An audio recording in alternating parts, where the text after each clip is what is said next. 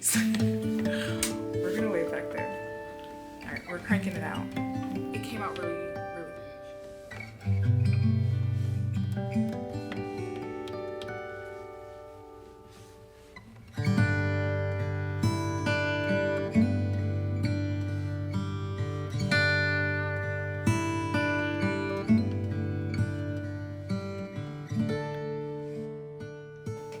Hello lovely people, welcome back to my channel. My name is Tasha and I'm a full-time artist based in Colorado. If you're new here, welcome to my craft room, which inevitably means we are working on a knit project today. And not just one project, over a dozen knit projects are sitting on my desk over there waiting for their final touches and a good blocking so that they can be packed up and shipped off today for the holidays for my friends and family all over the country. For the last month, maybe a little bit more, but pretty much a month. I probably started maybe a week before Thanksgiving, maybe 2 weeks before Thanksgiving. I made a list of all of the people I wanted to gift and then got to digging online for lots of quick and easy and affordable, if not free, patterns that I could use to make something special for my loved ones.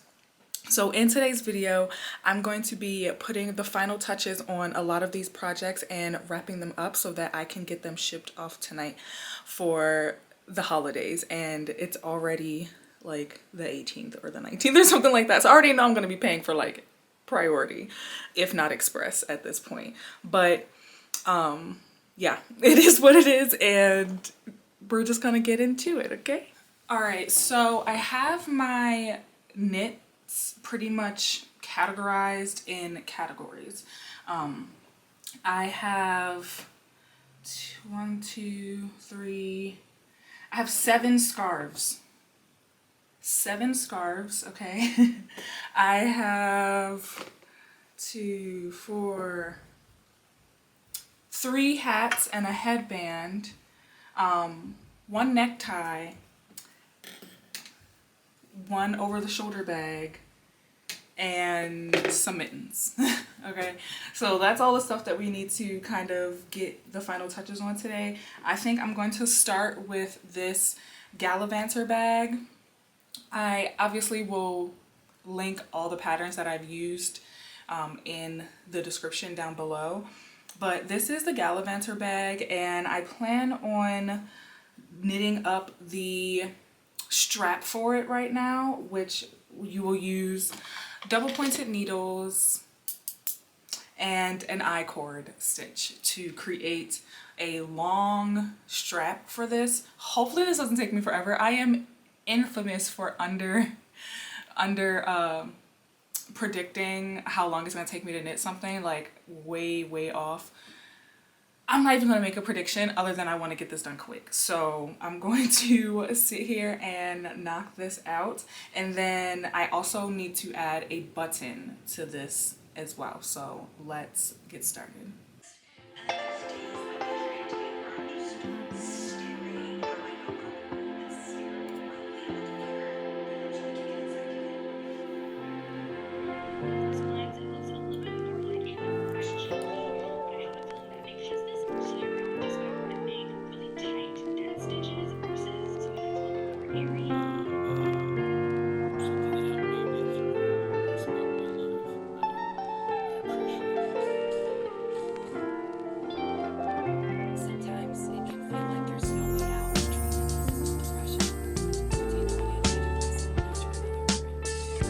Alright, so I am finished the strap for this Galavanter bag and I'm going to go ahead and block it before I add the button so that I know I'm adding the button in the proper spot. I definitely want to stretch out this top flap a little more so it can come down a little further. But yeah, this bag is done in a seed stitch. It has a really pretty texture that'll definitely smooth out after I block it. And then I did an I-cord for the strap, which the pattern called for a 3-stitch I-cord. I thought that that was too thin, so I made a 5-stitch one, and then I also made the strap much longer because I'm a tall girly and the person I'm gifting this to is also tall, and I wanted to hit at the hip. So let's go block her.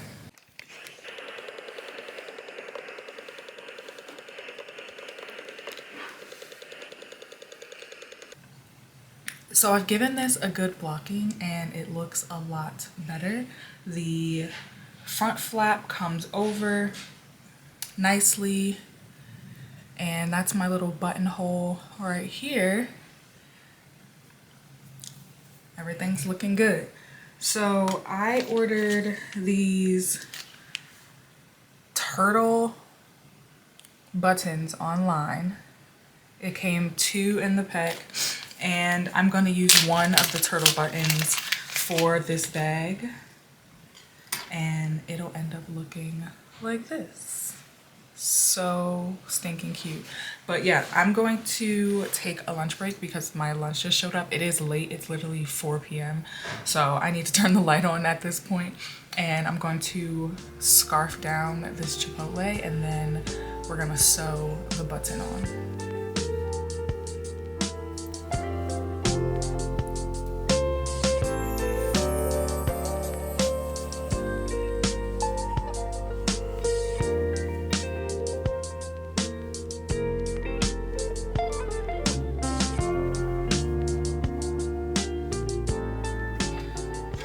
Alright, so for the beanies, I have this Irish moss slouch beanie, and I need to block it and also add a lining on the inside. I want to put I think it's satin. Is it satin or silk?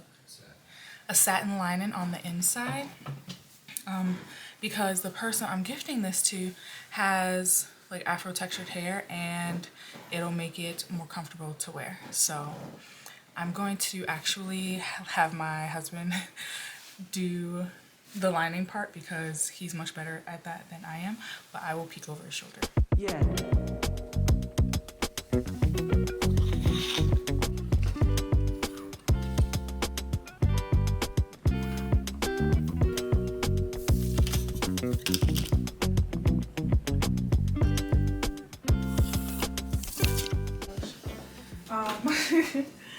I needed a lining for this bag. I feel like after trying it on with the cell phone in the bag, it is a little flimsy. Okay, so I'm gonna put this in line with what he's doing right now for the beanie, and yeah, so 2 things are getting lined.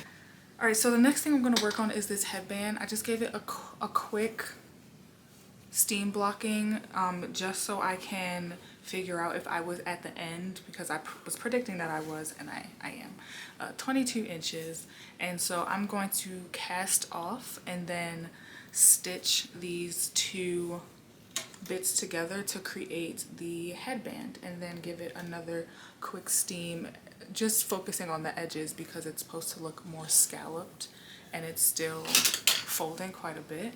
But yeah, really pretty cabled headband. Let's go ahead and cast off on this. You see these. We're gonna wait back there. All right, we're cranking it out.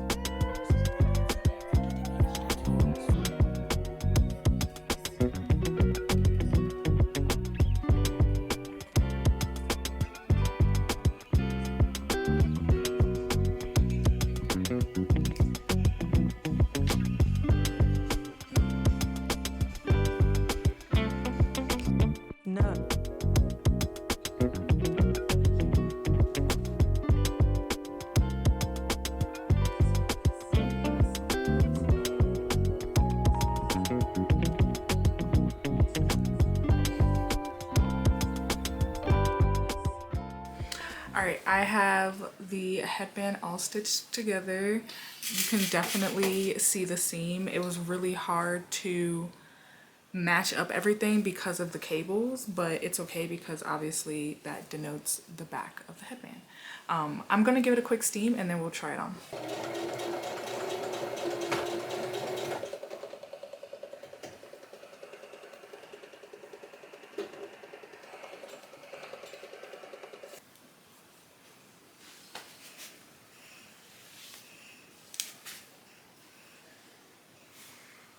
I think that this came out pretty cute. I wish it wasn't so blown out by the light above me, but let's see. If I move back here, you can kind of see it a little better. But yeah, pretty. Very, very pretty. I think that they're going to really like this. What do you think, babe? Yeah, she's gonna love it. All right, on to the next one. So I have this beanie up next. It is I think it's called the Antler Touque. Put the pattern there. And it came out really, really pretty. I really enjoyed knitting this. I actually want to make more of them in different colors in the future. I love this cable. I've never seen a cable pattern like this before. But the final touch I really need to add to this is to block it. Obviously, you can tell it's kind of stiff and chunky still. And then for the cuff, I want to put like 2 side seam stitches in the cuff so that it stays where I want it to and doesn't like continue to roll and like show the underside of the cable. So let's do that really quick.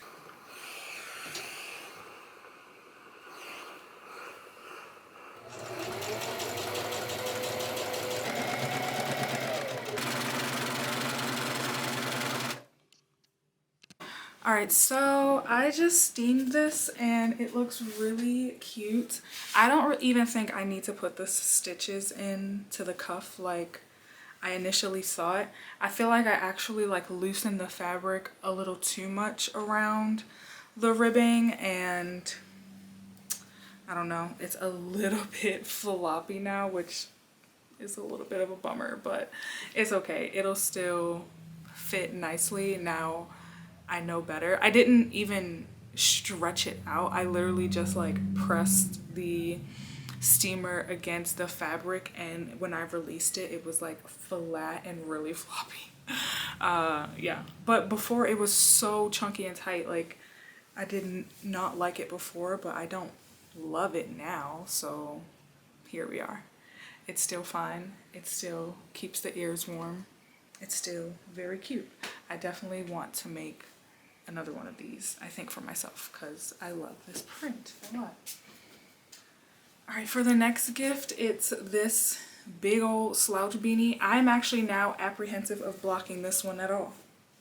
I feel like it's great the way it is. It has great drape already. And it's made out of really soft, super bulky yarn. And it's given... Yeah, Mom. Shush, Jason. Yeah. But yeah, the vibes are there for this person's gift. It makes sense. So yeah. Awesome. And this is another version of the beanie that Jason is putting a lining into. It is the Irish Moss Slouch beanie. I just did it in two-tone. So I'm going to do a little experiment because I am really annoyed by the way this blocked out.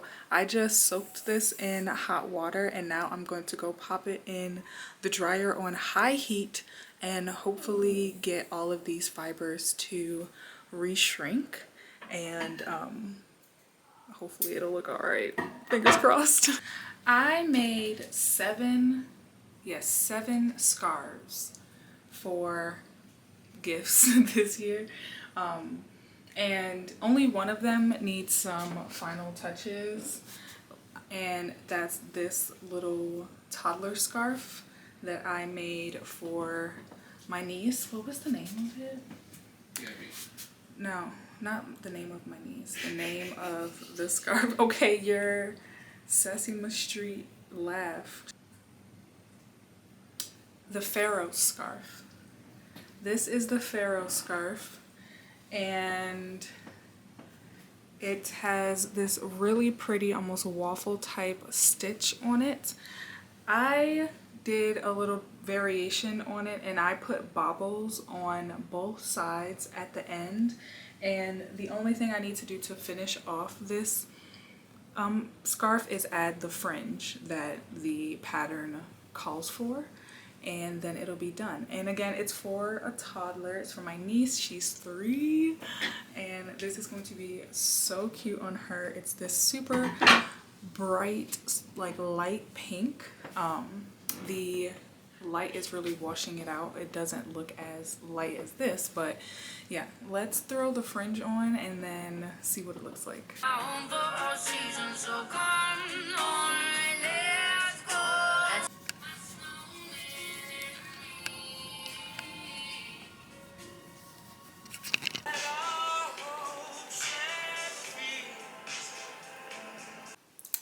Okay, oops.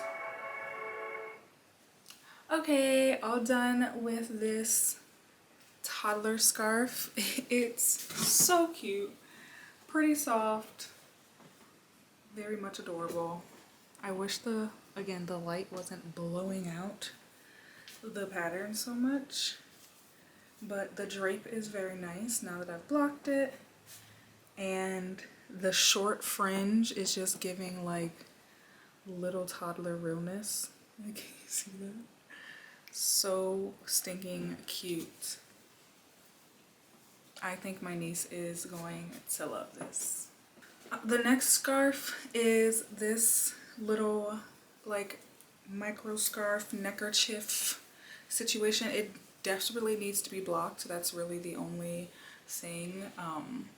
And it crisscrossed. Let me block it first, because you can't even get the real look at it. But it's called the berry scarf. It's very stinking cute, okay?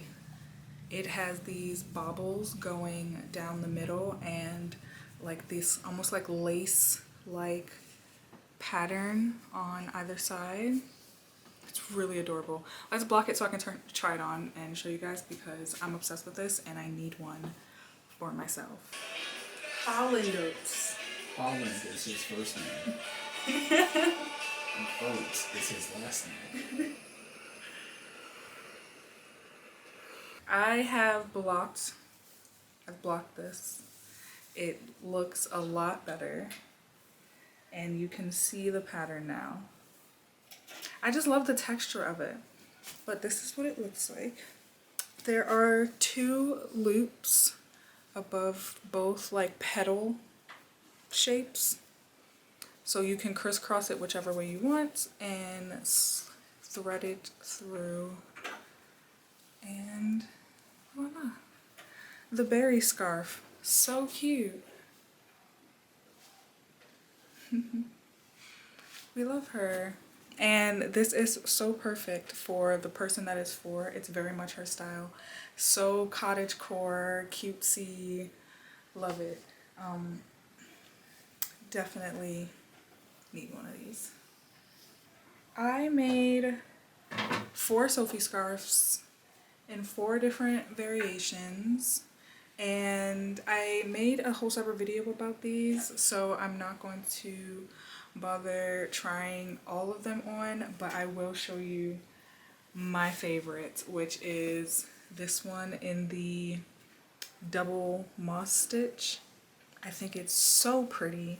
I love the color, and all of the lengths I made longer than the suggested lengths in the pattern, because I like a little extra space for the double wrap, and I felt like the 40 inches in the original pattern was not long enough for me. But very cute. All of them pretty much have like multiple ways you can tie them, but this is pretty much the way you see it online with the little knot in the front or to the side. Very cute, dainty. We love her. And so I made the double moss stitch, a seed stitch, the regular garter stitch, but I used a variegated yarn, and then I did a Irish moss stitch with a bulky weight. That one also looks really nice. Lastly, for scarves, I made this one, which now that I'm looking at it, it doesn't look exactly like a Sophie scarf because it doesn't have the I-cord going around, but it has a similar like tapered shape, except this one is a little more like, I don't know, triangular. It's like a faux cording because I didn't need to use a cable needle. It's just a bunch of twisted stitches, and it kind of looks like that S that we drew in grade school in the 90s. Do kids still draw that S, do you think? Probably. And think it's really cool and original? Probably. Yes, those are all of the scarves. Last piece of neckwear, at least, is this necktie. And I don't really have a pattern for this specific necktie, but I will link a pattern that's kind of similar that I found after the fact. And this one needs a little bit of work still. I need to block it and kind of stretch it out and blend in the decreases a little better whilst blocking it. And then I need to add the little loop to the back of the large part of the tie so that you can tuck in the little bit. I wish I knew technical terms, I don't, but let's do that really quick. I think tie loop is. Oh, a tie loop. It's gonna be like that. See? Alright, so let us do it.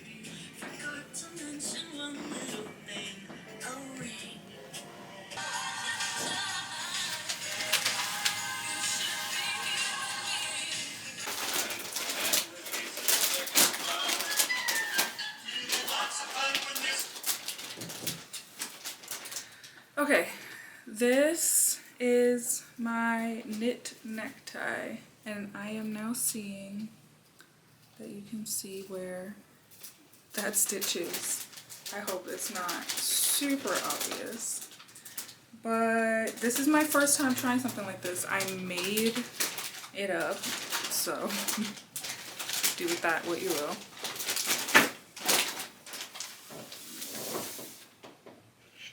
And let's try it on. I don't know if I know how to tie a tie, but okay, so we are troubleshooting the tie right now.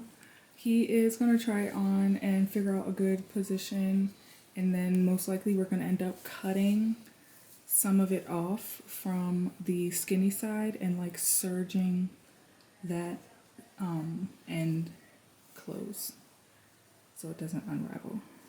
But it will be salvaged. It will be a tie, right? Mm-hmm. Okay, so this is what it ends up looking like. He tied it a lot looser than I did because he knows what he's doing. And so he says that this looks good to him and we don't need to cut it down at all. So yeah, looks pretty good. Lastly, for the two items that I had Jason put linings in, I want to show you how those came out. So this is the first Irish moss slouch beanie, and this is the satin lining inside of it, just with some scrap satin we already had. All of these projects were with materials we already had. I didn't buy any new yarn. So that's what that looks like. The satin lining fits really well. Still has a little bit of give to it. And I have a big head, and so hopefully this will fit. And then we have this Galavanter bag. I have a phone in it right now, a full-size iPhone. This is what it looks like. There is a little bit of like slouching in the fabric at the front, but I honestly don't mind that. I think it gives it a little form.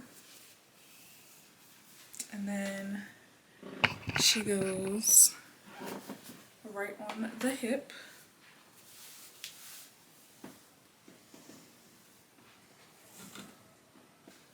I think it looks awesome with the turtle button. That's honestly my favorite part. Let me show you what the lining looks like. Take this phone out. And this is like a heavy phone with a heavy case on it. So I really wanted to see what that felt like. This is what it looks like. You can see the seam for the lining just ever so slightly, just like the form of it, but the actual thread blends in perfectly. And then this is what that inner lining looks like. And it doesn't touch the bottom. There's like a 1/2 inch in between the lining and the bottom of this knit, which I actually like because it won't make the bag bigger over time by putting a bunch of weight at the bottom of the bag. And yeah, looks pretty good. All right, that was a full-time job. It literally took us hours and hours to do. Classic me underestimating how long anything will take. But yeah, we're feeling really happy and accomplished, and all of the Christmas gifts are packed up and ready to be shipped out to all of our family and friends. Let me know if you did any gift knits this year. Will you try any of the ones that I shared with you guys today? They are all really cute, fairly quick to do, and you don't need a lot of yarn for them. Again, I used only yarn I had in my stash. I didn't spend any money on any of these gifts. I will only be spending money on shipping. So yeah, this was a fun little compilation of project finishing. I hope you guys will come back for the next video, and I will see you then. Bye.